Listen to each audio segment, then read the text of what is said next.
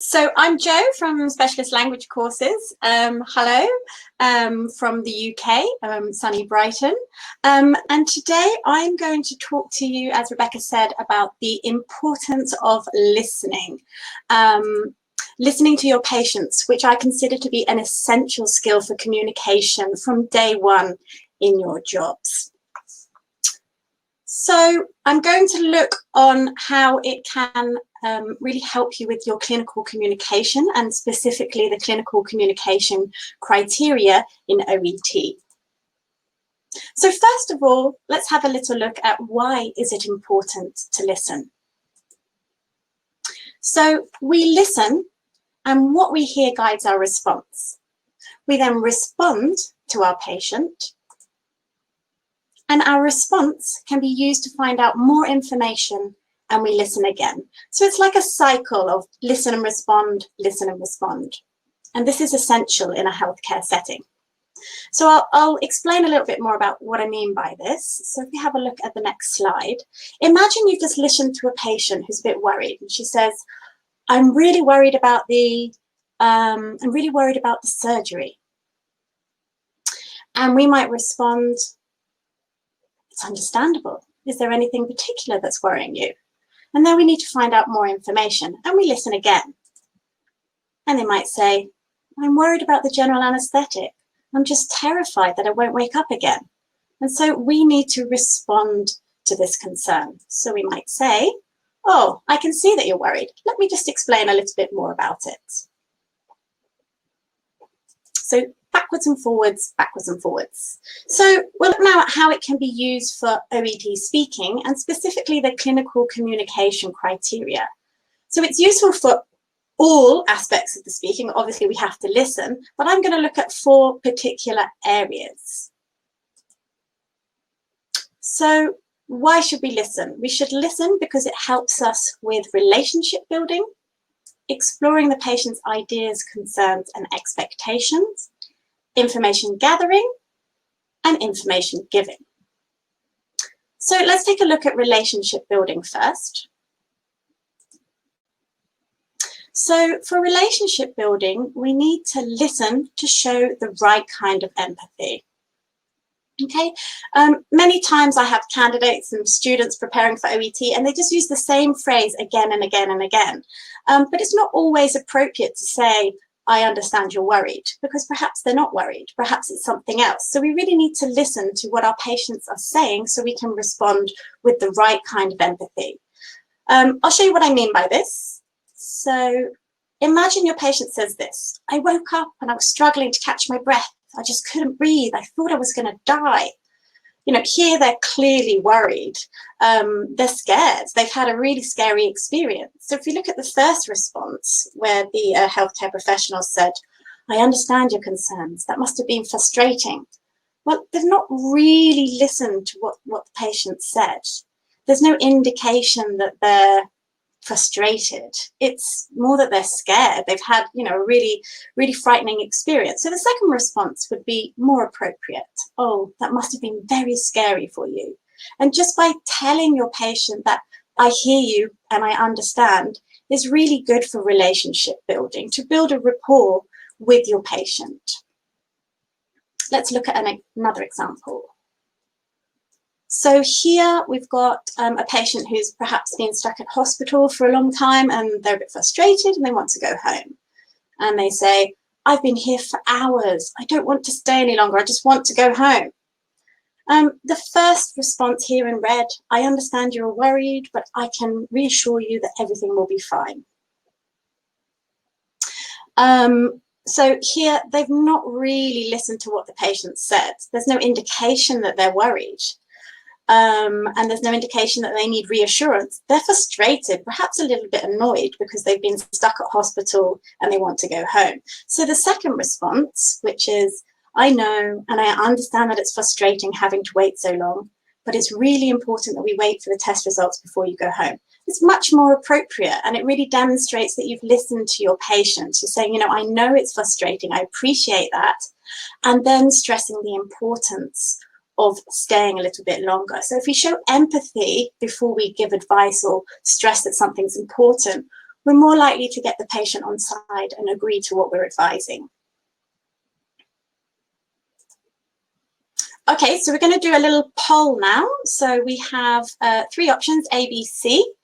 What I'd like you to do is choose the option with the most appropriate response for this patient who's saying, I'm really worried it might be something more serious. So if we could launch the poll now and choose which one you think is the most appropriate response.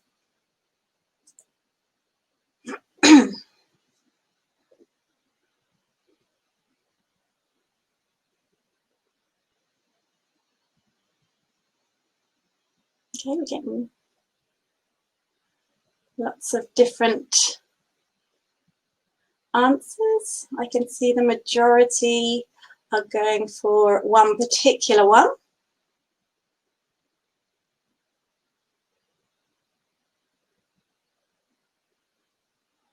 Okay, great. Yeah, so the majority of you have gone for C. Yes, I can see that you're worried. I would agree with that. I think that's the most appropriate response for this particular patient concern. They said that they're worried, and the doctor or nurse has responded, yes, I can see that you're worried. So telling them that they understand and demonstrating that empathy really helps with building a relationship.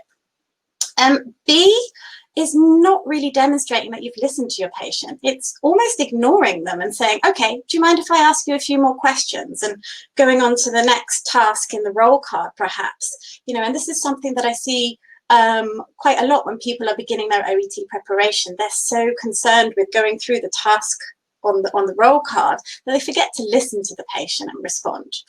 A is not a terrible response, it's okay, but I don't think it's the best one of the 3. If someone's really, really worried, just telling them, well, try not to, is perhaps not the most helpful, but it's okay. But I think definitely C is the most appropriate. Okay, let's move on to exploring ideas, concerns, and expectations. This is something that I find candidates struggle to do in a natural way, why do we need to do it? I mean, we need to listen so that we can find out what's worrying the patient, or, you know, if they have any ideas about what's wrong with them or what they want to get out of the consultation. And we need to listen and pick up on patient cues. Okay, so this is any indications as to how they're feeling. And we need to do this so that we can find out what's specifically concerning them and respond to it. And that way they get the information that they want or need, and they perhaps feel more reassured. So we're going to look at how a nurse does this quite effectively, an example, so we can find out how do we know how our patients are feeling. So we're going to listen to an extract from a consultation between a nurse and the mother of a young child with eczema, and they're discussing how she manages her child's eczema. So I'd just like you just to listen and see if you can find out or think about how is the mother feeling. So if we could play the audio now.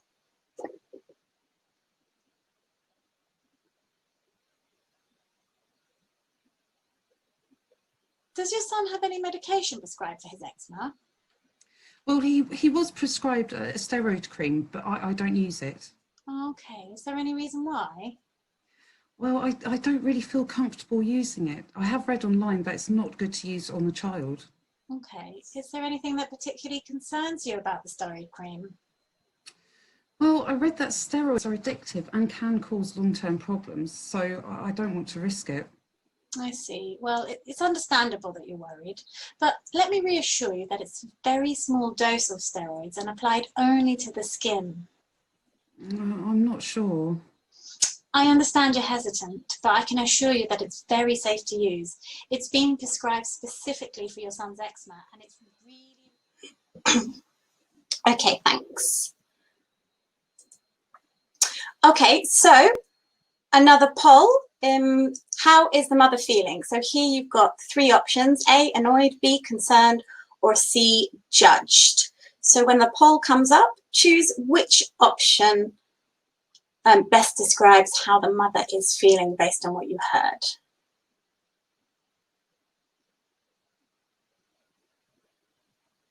So here comes the poll.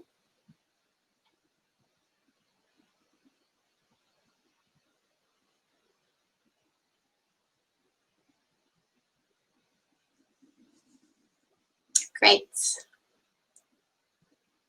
Most of you going for one particular feeling.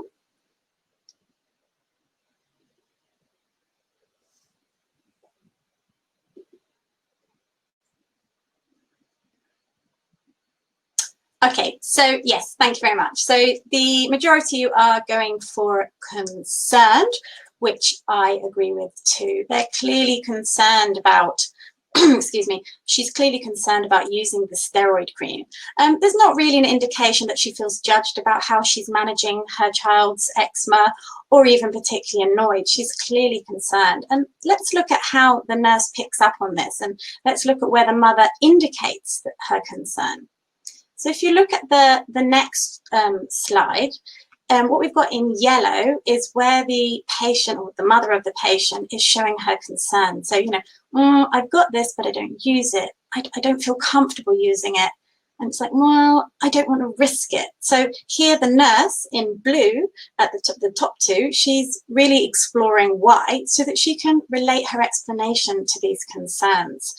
And she does. She tries to reassure the mother, and then the mother goes, I'm not sure. So even just a really short noise and I'm not sure can indicate how they're feeling, and you need to respond to this. So really listen out for those indications to how they're feeling, and don't be too concerned with just moving on to the next task. Really respond to how they're feeling. So for exploring ideas, concerns, and expectations, so we do this, we ask questions and we listen so that we can know their concerns, and we pick up on their verbal and non-verbal hints so that we can respond appropriately and relate our advice back to what they've said. So really addressing their concerns and their ideas and expectations. Okay, moving on to information gathering. This is obviously one where you need to listen quite carefully because we're finding out information that we need. So we need to listen and show that we're listening, and this encourages the patient to continue and facilitates what they're explaining to us. So even simple noises like I see, okay, can help them, encourage them to continue, especially if they're worried or feeling a bit nervous about what they're saying. We can also listen and summarize to check that we've heard the information correctly. For example, so you said it's only on the left side, is that correct? And we should not be afraid to clarify anything that's vague or that we haven't heard properly. So we might say, you know, could you tell me what you mean by feeling funny? Or simply asking them to repeat what they've said. You know, sorry, can you repeat that? I didn't quite catch that. You know, this is absolutely essential in a healthcare setting because we really need to find the correct information, you know, because if we don't have the right information, it might lead to the patient not getting the right treatment, and it could actually be dangerous as well. And finally, information giving. So we really need to listen to what the patient's saying to find out what they already know. I mean, information giving is where you're giving the information to the patient, but you still need to listen to find out what information to give. We also need to pause a lot and listen to what they're saying, as this is going to tell us how to proceed with our response. So this ensures that you give them with the right kind of information, so the information that they need to know or that they want to know. And I'll just show you a brief example of this in very simple terms. So imagine we're meeting a patient who's just been diagnosed with eczema or their child has, and we find out what they already know. And they might respond, I know nothing. And in this case, we'd say, okay, that's fine. Let me explain a little bit more. However, it could go the other way. They might know a little bit or a lot about it.